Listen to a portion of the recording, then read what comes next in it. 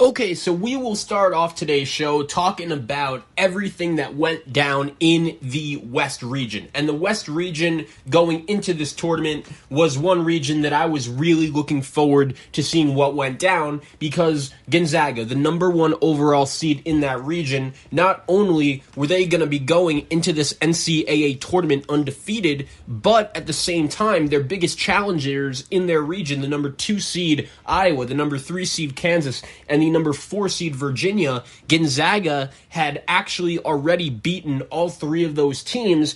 And with that being said, there were a lot of people who just said, okay, it's basically a lock. Gonzaga is going to be coming out of this region. And I would say that obviously right now they are the favorite to come out of this region. But let's talk a little bit about what went down in this West region. And I'll start off briefly recapping the 2 play-in games. Norfolk State and Appalachian State was actually one of the more fun games of the tournament. Norfolk State, they've been to the tournament before. They pulled off one of the more notable upsets in the history of March Madness when they had Kylo Quinn and they beat that really good Missouri Tiger team as a 15 seed.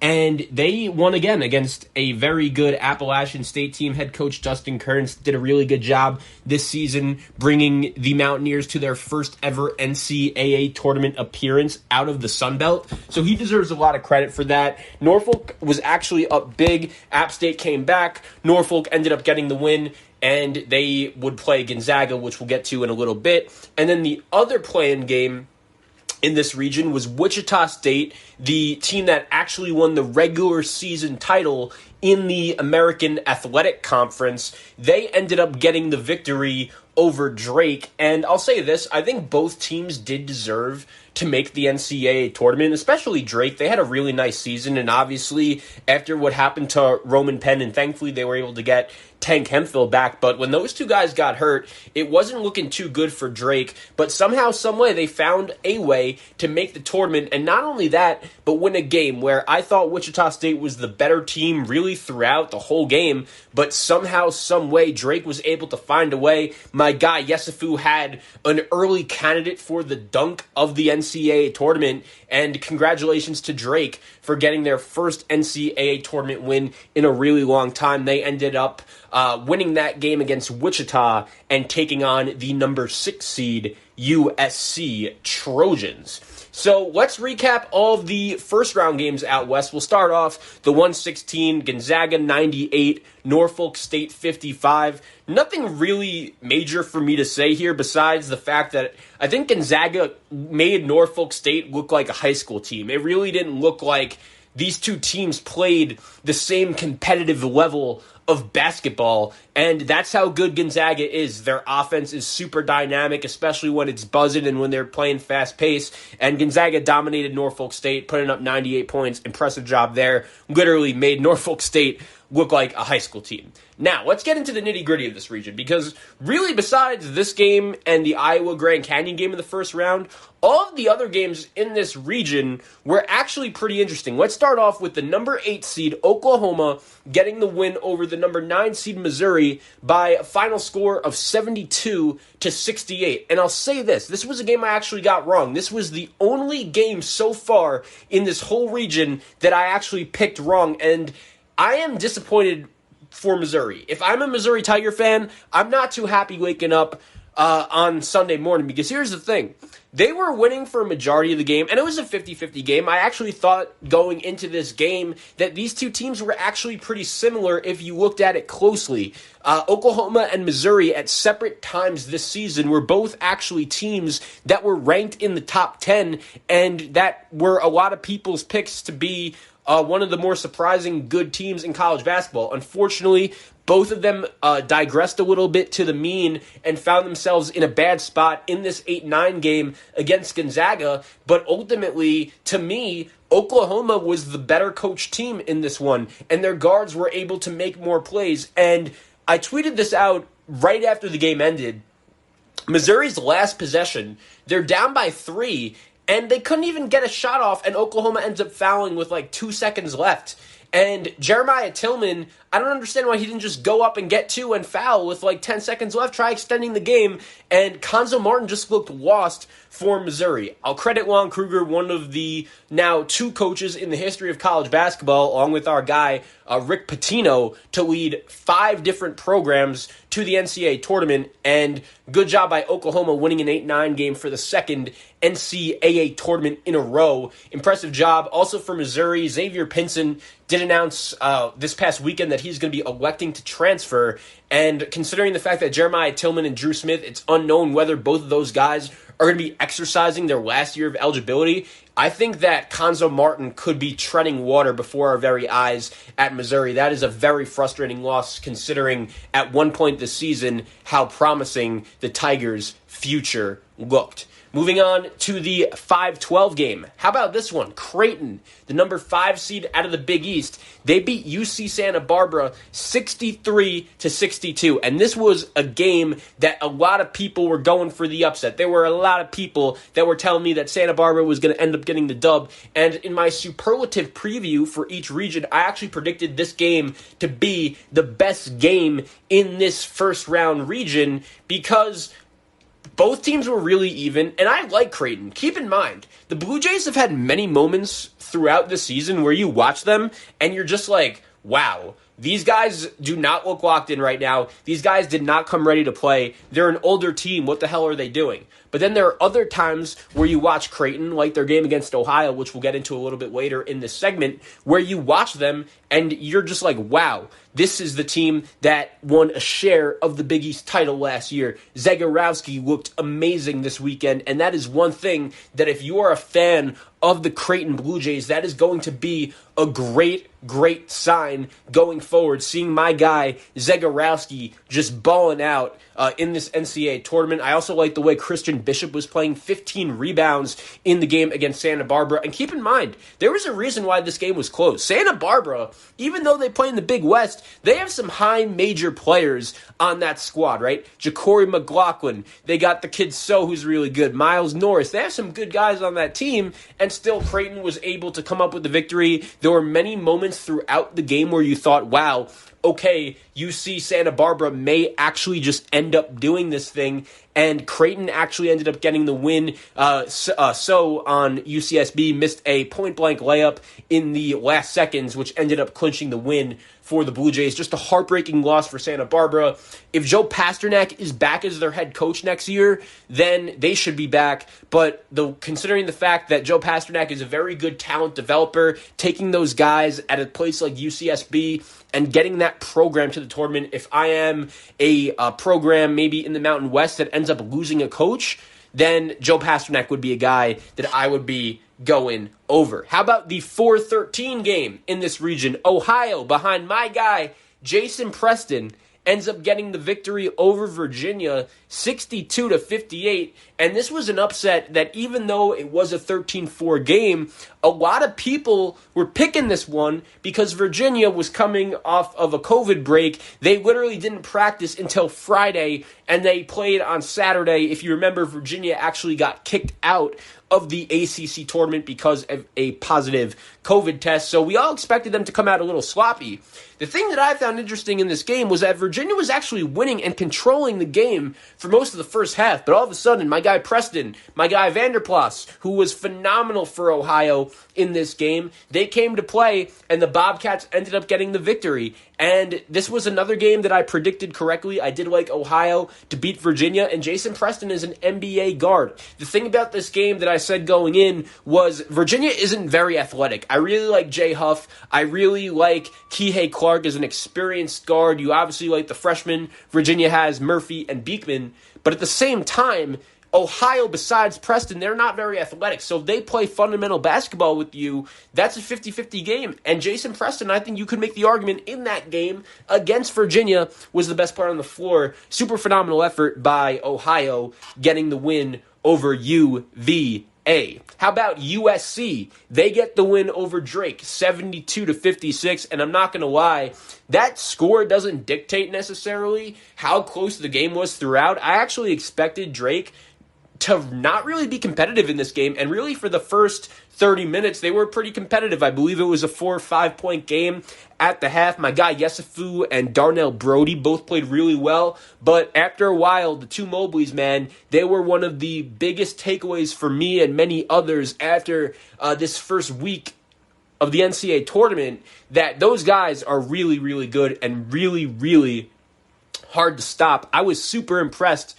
with what USC was able to do against Drake. I wanted to say once again for Drake, they had a really nice season. Head coach Darian DeVries, he's going to be building something there. And assuming Loyola Chicago and Porter Moser are all there in the Valley for years to come, I think those two could have a rivalry brewing, because I'm telling you, kids are going to want to play for head coach DeVries. The 3-14 matchup in this game, Kansas and Eastern Washington.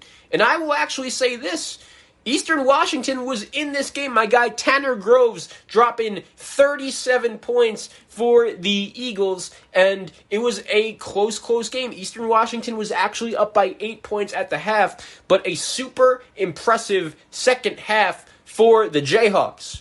Kansas in the second half of this game outscored Eastern Washington by a final score of 55-38, and what was interesting for me in this game about Kansas is that they won because Marcus Garrett hit 4 threes, which was something I really wasn't expecting. And Kansas was another team that, coming off of the COVID pause and getting bounced from the Big 12 tournament, I think a lot of people expected them to come out of this game rusty. I don't really think a lot of people necessarily expected them to be down by 8 at the half, but Bill Self and the teams he coached, they always find a way to get the job done. How about Christian Braun playing 40 minutes, Ochai Agbaji playing 39 minutes, DeJuan Harris playing 35 minutes, and Marcus Garrett playing 33 minutes. Those three guys really took up a lot of the load for the Jayhawks. And Eastern Washington, their head coach actually ended up going to Portland, Shante Loggins. I think that's going to be a really good hire for Portland, even though it is a very tough place to win. And Eastern Washington, they got a good program. Those two Groves kids, they could really ball out. And it was a close game. I was really impressed with the Eagles. How about the 7-10 matchup in this game? Oh yeah, it actually didn't end up happening, and I just wanted to say, I feel so bad for Bones Highlands, Mike Rhodes, and the rest of that VCU program, because they absolutely deserved a chance to play in the NCAA tournament. They were absolutely one of the 68 best teams in this whole tournament, and I just feel awful for them and the fact that they didn't even get a chance to play. We all know just how heartbreaking losses are, but I think we learned last year during the pandemic that even if you lose, it's always just fun to play basketball and have something to do. And unfortunately, VCU did not have enough guys to pass that 5 necessary player requirement to play that was put in by the NCAA, and Oregon ended up moving on to the next round. And it's just super unfortunate because VCU, once again, they had a great season. Before the season started, I don't think a lot of people really expected them to make the tournament, but Bones Highlands proved to be one of the best players in not only the Atlantic 10, but in all of college basketball. So Oregon moves on. How about Grand Canyon and Iowa State? I wanted to say it was very cool watching Grand Canyon play in the NCAA tournament for the very first time. This is something that has been a long time coming for this GCU program. They were a squad that they weren't even D1 until a couple years ago, and if you know the NCAA rule, you are not eligible to play in the NCAA tournament until you are done with, I believe it's 3 years at the Division I level. Unfortunately, Grand Canyon didn't have that. And this year for the first time, they end up making the tournament, take on Iowa. It was closer than expected. Iowa was up 11 at half. They ended up getting the job done, 86-74. I think Bryce Drew, that's going to be a place in the WAC where kids are going to want to play. And we know how good of a program Coach Jans runs at New Mexico State. And I think those two programs could be battling out there for a while. So a good job by Iowa getting the win over Grand Canyon. Now, let's move on to the round of 32. Gonzaga, they end up getting the win over Oklahoma, 87-71. Drew Timme with 30 points in this one. And one thing I'll say about this game is this. Gonzaga ended up winning by 16 points. And I don't even think they played that well And I don't even think Oklahoma played that bad. Austin Reeves was making shots, and it's super unfortunate that Devion Harmon, the starting point guard for Oklahoma, who was probably the Sooners' most rock-steady player all season. I understand he wasn't their best player, but he was a guy that played in literally every game, a very good passer, decent shooter. Oklahoma, unfortunately, did not have him available, and Gonzaga, they just proved to everyone why they're the number one overall seed. I didn't necessarily think Oklahoma had enough offensive firepower to keep up with Gonzaga anyways, and a good win for Gonzaga. The Zags are now a team that has made the last 6 Sweet 16s in the NCAA tournament. That is something that no other program in college basketball could say, which is really, really impressive. 6 consecutive Sweet 16 berths for Gonzaga, and there are a lot of people that still say the narrative of Mark Few, he can't win in the tournament, and I know eventually Gonzaga is going to have to win a national championship, and if Gonzaga doesn't win a national championship this year, I understand why people are going to be disappointed, but at the same time, we shouldn't be taking what Coach Few and that program have been doing over the last 20 years, and there are still people saying, oh, Gonzaga, they can't win in the tournament, they're not good, they're chokers. No, they've made the last 6 Sweet 16s. That is all you have to know. Creighton, they end up getting the win over Ohio, 72-58.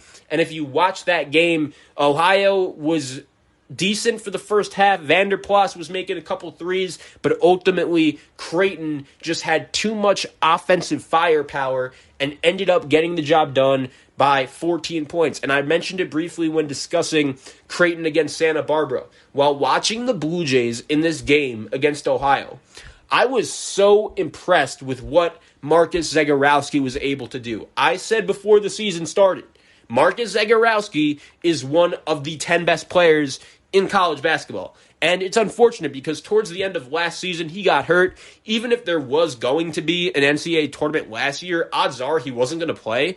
But at the same time, I really expected him to be a guy that could compete for an All-American spot this year. And it's unfortunate that that didn't happen. He didn't have a bad year. He just didn't necessarily live up to the hype that everyone was talking about. But he was banged up, and he's been a guy that throughout his college career has unfortunately had a little bit of trouble staying healthy. But I watched Creighton against Ohio, and that was the best he's looked all season, which is a great, great sign if you're a Creighton fan. And I'm going to be previewing each one of the Sweet 16 games on Friday's podcast, so that's when we will get into the nitty-gritty about Creighton and Gonzaga.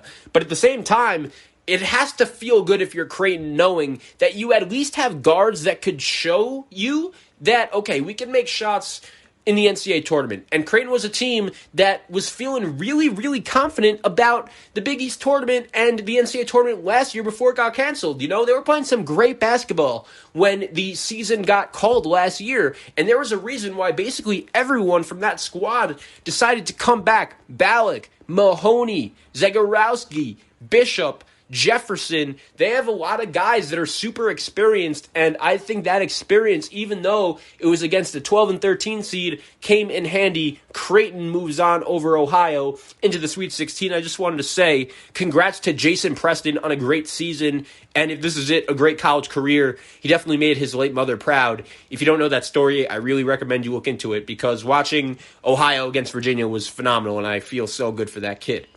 How about this? USC 85, Kansas 51. And I picked USC to win this game. There's no doubt about it. I felt uncomfortable picking Andy Enfield over Bill Self in the tournament. I was like, is this the right move? Not only did USC win, but they handed Kansas their worst tournament loss in program history, 44 points. And I understand, I've been someone that said Kansas, they are not necessarily as talented this year as in years past. And it sucked that Jalen Wilson was injured, COVID. He was out, and he didn't play in the game against Eastern Washington, and he didn't even look like himself in this game against USC. But at the same time, Kansas goes out here and loses by 44, and watching this game, the first thing that stood out to me was like, wow, this is just pros versus Joes. I knew that game was over 12 minutes in. Evan Mobley, Isaiah Mobley, both out here making shots. And I'll say this about USC. when their guards are making shots, and that includes Isaiah Mobley, who is playing like a 6'11 guard, when they're making shots, that team is tough to beat. And we're going to get into Oregon, Iowa in a little bit, but I cannot wait for USC Oregon. And I do think the winner of that game, I don't know if they're going to beat Gonzaga.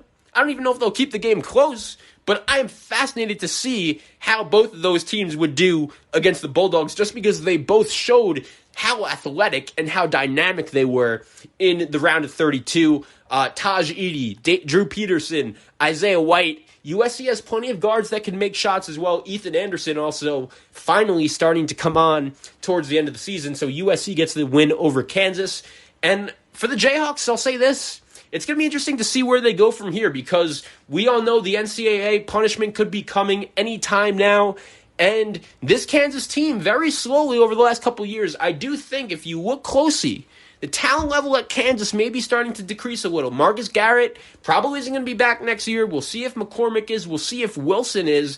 But I never like doubting Bill Self. I think he's an underrated coach. But I think this could be a fishy situation for Kansas. I'm not necessarily sure what the future holds. And finally, how about Oregon beating Iowa 95-80? They beat them by 15. And I'm going to be bringing my guy Chad on a little bit later in the show, and we're going to discuss what happened to the Big Ten and why the Big Ten did so bad. But I'll say this, watching this game, Oregon was just flat out better. And I know another conversation I'm going to have with Chad, and maybe this is a reason why all of these upsets happened, was because of the fact we didn't have a normal non-conference schedule, and the gap between the 7, the 8s, the 9s, the 10s, and the 1s, the 2s, the 3s, they're not as big as they usually are, and I think that has one reason to do with it. But Oregon dominated Iowa. That game wasn't close. You could tell that Oregon was better. You could tell that Oregon had the better athletes.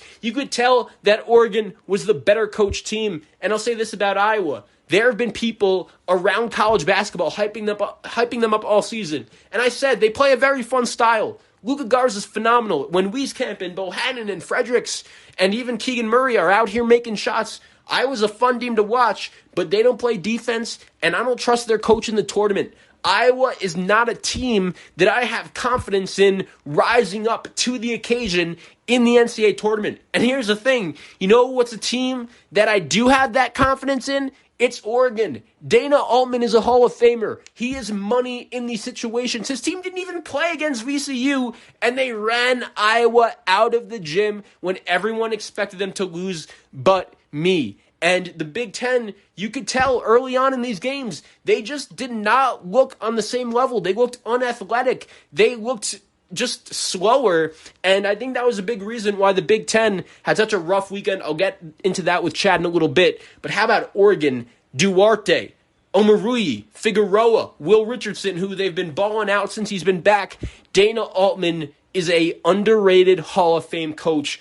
Oregon, USC, Creighton, and Gonzaga will be battling out in the Sweet 16.